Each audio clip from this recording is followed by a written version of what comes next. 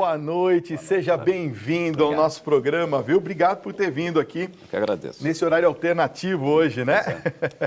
Olha, Armindo, eu queria começar falando, claro que essa minha introdução diz respeito principalmente à questão ética, né? A bioética, como nós chamamos, para que a gente tenha um parâmetro, muitas vezes, para medir, porque a gente vê que está se extrapolando demais. Agora, é possível um homem saber, por exemplo, sobre a sua fertilidade antes de experimentar ou tentar a gravidez? Bom, existe sim. Só falando um pouquinho do que você falou na apresentação, felizmente o nosso conselho é muito rígido no que se refere às técnicas de reprodução humana. Então, muitas coisas que você citou, realmente no Brasil são totalmente proibidas, ainda bem. O nosso conselho ele fica muito em cima da parte de reprodução humana, como deve ser, né? Quanto à pergunta se o homem tem condição de saber sua fertilidade, tem condição, sim. Existem exames para isso. Aliás, antes da gente falar até dos exames, seria interessante a gente situar o homem e a mulher no que se refere à porcentagem da parte que cabe ao homem na dificuldade para engravidar, a porcentagem que cabe à mulher na parte de não conseguir engravidar. Então, quando nós temos um casal com dificuldade para engravidar, 40% das vezes o problema é masculino, 40% das vezes o problema é feminino e 20% das vezes o problema está no homem e na mulher. Então, aí já vai o primeiro grande exame, que é no homem, que é o espermograma, que é um exame extremamente simples de se fazer e que já faz o diagnóstico, baseado nessa porcentagem que eu falei, em metade dos casos de infertilidade conjugal, já que 40% é do homem e 20% é do casal. Tá. No caso, por exemplo, eu tenho um casal de amigos que optaram por ter tinham problemas nesse sentido e optaram por ter uma inseminação. Neste caso, o que o senhor está falando, qual que é a base para se saber, olha, nós temos que fazer uma fertilização? É por parte do homem ou da mulher que tem que ter a parte sadia, vamos dizer assim? Não sei se é a pergunta correta, mas assim, quem que tem que estar melhor? É o homem ou a mulher nesse caso? Não, a indicação da fertilização, eventualmente da inseminação, pode ser um problema tanto do homem quanto da mulher. Tá. Né? Por exemplo, só para citar, para ficar um exemplo bem claro, uma mulher que não tenha as duas trompas, mas ela tem o útero sadio, tem os ovários perfeitamente funcionantes e ela quer engravidar. Tá. Nesse caso, a indicação é de uma fertilização in vitro, né? No caso do homem, ele tem uma quantidade de espermatozoides muito pequena, né, que não é possível de se obter uma gestação espontânea. Nesse caso, é indicada uma fertilização in vitro por uma causa masculina. Ou seja, as técnicas, elas não são específicas para o homem ou para a mulher. As técnicas servem para ajudar o casal a engravidar. Na verdade, tem até casais que optam por material genético de terceiros. Isso é possível também acontecer na medicina atual? É permitido isso aqui no Brasil? Não, é permitido. São duas situações do material genético terceiro. Seria a doação de espermatozoides, espontânea, ou então a doação de óvulos, ou até a doação de embriões, né? Isso é permitido. Mas tem algumas regras, né? Então, a doação de óvulos, por exemplo, a doação que o Conselho hoje permite é a chamada doação compartilhada, ou seja, é a doação de uma paciente que está fazendo o tratamento para ela, onde ela vai ter óvulos excedentes e ela quer ceder esses óvulos para uma outra pessoa que, por algum motivo, a reserva ovariana, a quantidade de óvulos que ela produz já não é mais suficiente para a obtenção da gravidez. Essa doação tem que ser anônima, ou seja, dos dois lados, né? Tem que ser uma doação... Não se pode saber, não é? Não se pode saber, né? Então, isso é rigidamente seguido. Tá. Né? Quer dizer, então aqui no Brasil nós temos essa questão bioética bem conversada, bem assistida, não temos esse tipo de problema. Por exemplo, no Canadá, eu tenho uma colega que foi para lá e aperfeiçoar-se na medicina e tudo mais, e ela ficou assim, abismada. Ela falava, Fábio, é um negócio impressionante, se escolhe a cor dos olhos, a cor dos cabelos, né? Quer dizer, foge totalmente a proposta nesse caso, não é? Sim, totalmente. Isso é querer mudar um pouco o estilo do casal. Então, por exemplo, quando se faz uma doação de óvulo, uma mulher por exemplo, retirou os 2 ovários por alguma doença, ou enfim, ela teve uma menopausa precoce, os óvulos se esgotaram precocemente e ela precisa de uma doação de óvulos. Qual o ritual a ser seguido? Né? O anonimato, nós já falamos, né?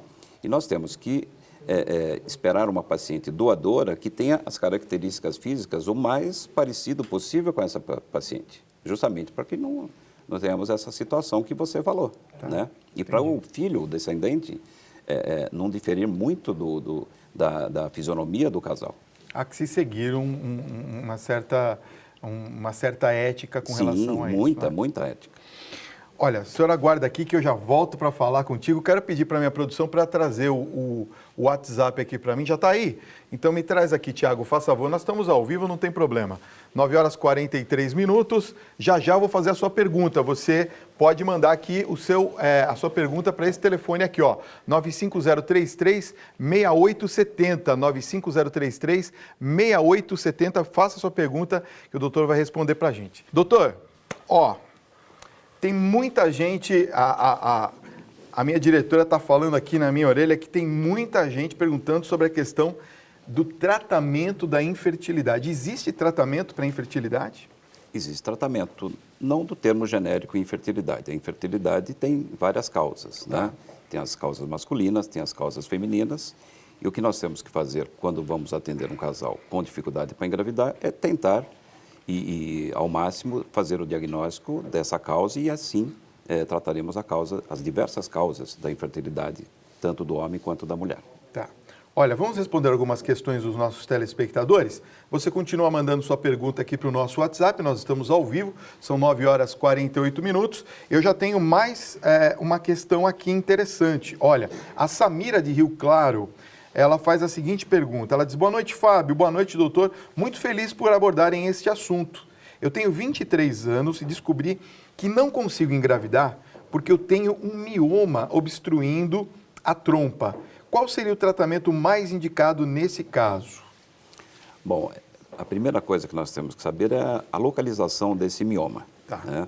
Se ela tem um mioma com uma compressão de trompa, uma delas está obstruída. Então, portanto, a gente precisa analisar se é esse realmente só o fator. Nós temos que lembrar que existem 2 trompas. Se ela tem uma obstrução de um lado e não tem do outro, a gravidez pode ser perfeitamente conseguida. Então, nós temos que saber exatamente o tamanho desse mioma para ver a localização. Tem miomas que nós temos que abordar cirurgicamente e tem miomas que a gente só observa. Olha, o Kennedy de São Paulo está perguntando se a bebida, ele está tentando engravidar a esposa, fazem 6 anos, está perguntando se a bebida atrapalha. A bebida alcoólica atrapalha bastante. Né? É mesmo? O álcool em excesso, ele atrapalha. O álcool em excesso, ele pode provocar danos celulares diretos. O álcool em excesso pode causar alterações hormonais, na medida em que ele vai produzir um mau funcionamento da glândula que produz os hormônios masculinos, né? E o efeito dos radicais livres que o álcool, não só o álcool, como a alimentação, de uma maneira geral, provocam. Tá. Café, a poluição, todos esses ambientes tóxicos que nós estamos colocados, expostos, né? Acabam atrapalhando, não só o álcool. Então, a primeira medida que ele tem que fazer é parar de beber. Não vou nem falar diminuir. Se ele está bebendo em excesso, a primeira medida é parar de beber. Vamos lá. Tem mais uma pergunta aqui, a pessoa não se identifica, mas está perguntando se a mulher que tem adenomiose pode ter filhos e qual seria o tratamento. A adenomiose é um desafio dentro da ginecologia, dentro da reprodução humana. Seria rapidamente? A adenomiose é o seguinte, nós temos o útero e a camada que reveste o útero por dentro é o endométrio, que é aquela camada que vai se formando e na menstruação, a mulher não engravidando, ele descama. A adenomiose seria a infiltração desse tecido na musculatura do útero. O útero vai ficar aumentado, habitualmente essas pacientes têm muito sangramento, essas pacientes têm muita dor e a adenomiose realmente é de difícil tratamento. Você tem que bloquear de alguma maneira a menstruação dela, na tentativa que esses focos de endométrio que estão fora do lugar, ou seja, estão dentro da musculatura uterina, eles regridam, eles entram em atrofia, o útero diminua o volume e você consiga uma gravidez. Você pode conseguir isso através de medicações orais, implantes intrauterinos de progesterona, existe uma série de medidas, mas realmente é um desafio grande dentro da reprodução. Entendi. Boa noite, Fábio. Eu gostaria de fazer uma pergunta ao doutor. Por que fica tão caro fazer o armazenamento de óvulos? A minha nora precisa passar por uma quimioterapia e para fazer o congelamento de óvulos ela precisa pagar R$15 mil. É isso mesmo, doutor? Na verdade, não é só o congelamento, né? Na verdade, é um procedimento para se chegar todo. no congelamento, você precisa fazer o estímulo da ovulação, você precisa fazer a retirada desses óvulos. A retirada desses óvulos exige uma anestesia, é um procedimento que se faz em ambiente cirúrgico. Então, na verdade, não é o congelamento em si, é todo o procedimento que envolve uma equipe multidisciplinar, onde temos os embriologistas, onde tem o anestesista, onde tem o médico clínico que está fazendo todo o procedimento. Quer dizer, na verdade, então, nós temos que ter primeiro um exame preventivo, é isso? Sim. Antes, por exemplo, dela fazer a quimioterapia, nesse caso, ela tem que fazer um exame e ver se há possibilidade desses óvulos estarem em boas condições para serem congelados, é isso? Né? A oncofertilidade é um tema que está ganhando um grande avanço no mundo inteiro. Então, com os tratamentos modernos, a expectativa de vida com o câncer hoje, ela não tem aquele alarde que existia no passado. É lógico, continua sendo uma doença grave, continua sendo uma doença de difícil abordagem, mas existem situações onde nós podemos preservar a fertilidade dessa paciente. Então, isso é muito importante, essa abordagem dos casos oncológicos, porque receber o diagnóstico de câncer é uma coisa que envolve uma coisa de uma explosão de emoções muito grande, né? Então, o primeiro impacto, o primeiro impulso de todo mundo, da paciente e da família, é pensar no tratamento do câncer, né? Então, aí que entra a parte que nós estamos tentando fazer realmente um encontro maior dos médicos que trabalham com reprodução humana com os oncologistas. Tem muitos tipos de câncer, se você atrasar o tratamento 15 dias, 1 mês, 40 dias, não vai mudar o prognóstico dessa paciente. E esse período que você precisa, eventualmente, para fazer a preservação, para fazer a retirada dos óvulos e congelar para uma tentativa futura de gestação. Então, mas eu entendo perfeitamente que quando você tem um diagnóstico de câncer, o primeiro impulso é vamos tratar esse câncer, vamos acabar com essa história. E ninguém pensa no tratamento da preservação da fertilidade. Isso tem que ser o papel dos oncologistas em contato muito com os médicos que trabalham com reprodução humana. Agora, eu fiquei sabendo que as infecções são importantes também, né, para se ver se não tem infecções antes da doação. Por que isso? Porque existem infecções, principalmente infecções virais, as hepatites, o HIV, né, que podem ser transmitidas através dessas células, né? Então é básico, existem alguns exames que são básicos que o nosso conselho obriga a gente a pedir, mas nem precisaria pedir porque são exames básicos de infecções virais, né? Além dessas infecções virais, hoje o conselho nos obriga a pedir o exame do Zika vírus, né? Que tem a validade de 1 mês, ou seja, todo casal que está fazendo tratamento de infertilidade, à medida que vai passando o tempo, mensalmente eles têm que fazer esse exame. Tá. Nós temos uma pergunta interessante aqui. O Nivaldo de Jundiaí, ele pergunta se após a cirurgia de próstata pode ainda ficar fértil e engravidar a sua esposa. Sim, a cirurgia de próstata não interfere em nada. Ok. Olha, uma pergunta aqui. Meu noivo teve aquele problema em que os testículos não desceram e, como consequência, ele teve o câncer. Ele fez a cirurgia bilateral, é isso mesmo? Isso. Nesse caso, a possibilidade de ele poder me engravidar existe? A Solange, que nos assiste na Bahia, um beijo para vocês na Bahia. Bom, se a cirurgia, o que o parceiro dela teve foi a criptorquidia, ou seja, os testículos não desceram no tempo correto. Tá. Quer dizer, é um exame que tem que ser feito pelo pediatra nas primeiras consultas, né? Que é muito frequente, eventualmente, um testículo não ter descido e, com o passar da idade, ele desce. E se não desceu, tem que ser feita uma correção cirúrgica. O testículo fora do lugar, ele tem um potencial de se transformar em câncer maior do que o testículo na posição correta. Tá. E pelo que eu entendi, o companheiro dela tirou os 2 testículos. Ela falou que foi bilateral. Isso, bilateral. Aí não existe a possibilidade da produção de espermatozoides. Aí tem que recorrer, caso eles queiram engravidar, ao banco de sêmen. Tá. Olha só essa pergunta, hein, doutor? A importância, quando a gente traz assim um assunto ao nosso programa, que você tem essa chance, às vezes, de saber sobre determinadas dúvidas que nunca ia conseguir saber se não fosse com um especialista. Boa noite, Fábio. Eu tenho 44 anos de idade e fiz uma laqueadura aos 17 anos. Eu me considero uma pessoa saudável. Eu gostaria de saber se ainda tenho chances de engravidar e quais os meios possíveis mesmo depois da laqueadura? Então, com 44 anos, nós sabemos que a fertilidade já está bem diminuída. Tá. Né? A fertilidade começa a diminuir a partir dos 35, diminui de uma maneira muito brusca a partir dos 40 e nessa idade, nos 44 anos, é uma situação realmente cuja probabilidade de engravidar é bem pequena. Né? Se nós imaginarmos que uma paciente de 25 a 30 anos, ela tem 85% de chance de engravidar no primeiro ano de tentativas. Uma paciente de 36 a 40 já cai para 50%. Os pacientes de 43 a 45 anos, a chance anual de engravidar é de 1%. Ela está com 44 anos, ela tem uma chance, mas ela precisa ir à luta, não pode desistir. Claro. Né? Sempre existem exceções. Se ela fez laqueadura, a reversão, talvez seja isso que ela estivesse querendo saber, a reversão não vejo indicação, que é um procedimento cirúrgico, depois ela vai ter que esperar engravidar espontaneamente, ou seja, ela vai perder tempo. 44 anos nós temos que correr contra o tempo para ver se recuperamos um pouquinho do tempo que resta de vida útil do ovário.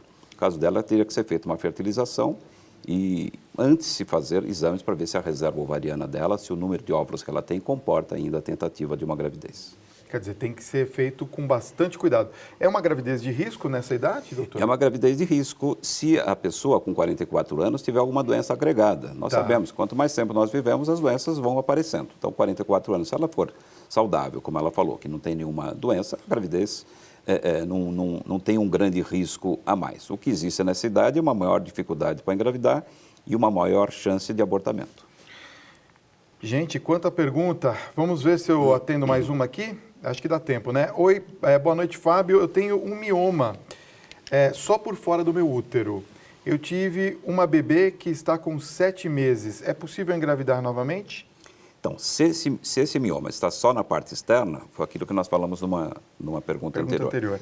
Depende da localização desse mioma. Se ele estiver bem na parte externa do útero, e dependendo do tamanho, não precisa fazer absolutamente nada. Aliás, ela teve uma bebê há 7 meses. Com certeza, esse mioma tem mais de idade do que a própria bebê. Ok. Doutor, queria agradecer muito a sua presença, doutor Armindo Dias Teixeira, que é especialista em reprodução humana. Eu acho que cabe mais uma pauta nossa aqui, provavelmente vamos chamá-lo para a gente responder as demais questões. Tem muita gente aqui participando com a gente. Obrigado pela sua presença, Fábio. Eu que agradeço, Fábio. Um grande abraço, viu?